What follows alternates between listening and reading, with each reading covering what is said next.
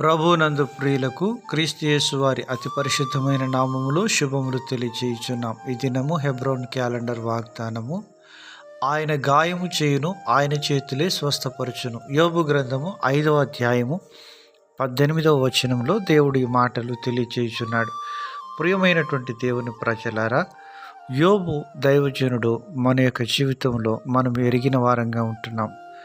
ఆయన గురించి దేవుడు చక్కటి సాక్ష్యం ఇచ్చినాడు.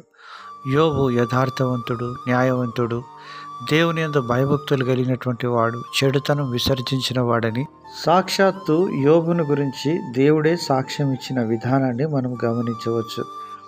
మన యొక్క ఆత్మీయ జీవితంలో యోబును ద్వారా మనము అనేకమైన పాఠములు మనం నేర్చుకునే దాని కొరకై దేవుడు తన చేతిలో రూపించబడిన ఒక పాత్ర యోబు. యోబు తన జీవితంలో ఎన్ని శ్రమలు వచ్చినప్పటికీ అన్నిటికీ దేవునికి స్తుతి కలుగునుగా కానీ ఆయన దేవుణ్ణి ఆరాధిస్తూ వచ్చినాడు. ప్రియమైనటువంటి దేవుని ప్రజలారా, ఇలాగున యోబు జీవితంలో దేవుడు చేస్తూ వచ్చినాడు. ఎన్నో గాయాలు చేస్తూ వచ్చినప్పటికీ ఆయన గాయం చేయును, ఆయన చేతులే స్వస్థపరచును. ఎందుకు దేవుడు గాయపరుస్తున్నాడు అనగా, మేలుకోరు స్నేహితుడు గాయములు చేయును, పగవాడు లెక్కలేని ముద్దులు పెట్టునని దేవుని వాక్యం సెలవిస్తుంది. మన యొక్క ఆధ్యాత్మికమైనటువంటి జీవితంలో దేవుడు అనుమతించే గాయాలు మనము ఫలించి మరి ఎక్కువగా ఫలించాలని దేవుడు పనికిరాని తీగలను మనలో నుంచి తీసి పారవేసేవాడుగా ఉంటున్నాడు. మనము బహుగా ఫలించుట ద్వారా దేవునికి మహిమ తెచ్చేవారంగా ఉంటామని దేవుడు సెలవిస్తున్నాడు.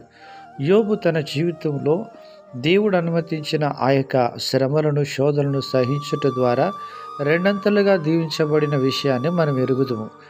ప్రియమైనటువంటి దేవుని ప్రజలారా, ప్రస్తుత పరిస్థితుల్లో మనం వెళ్తున్నటువంటి విధానంలో నీ జీవితంలో ఈ మాటలు వింటున్న నీవు ఎటువంటి పరిస్థితుల గుండా వెళుతున్నప్పటికీ ప్రభువు మన జీవితంలో అనుమతించే గాయాలను ప్రేమతో స్వీకరించే వారంగా ఉండాలి. ఎంతో నొప్పి, బాధ ఉన్నప్పటికీ దేవుని కృపనే ఆ యొక్క మందును మనకు దేవుడు అనుగ్రహించేవాడుగా ఉంటున్నాడు.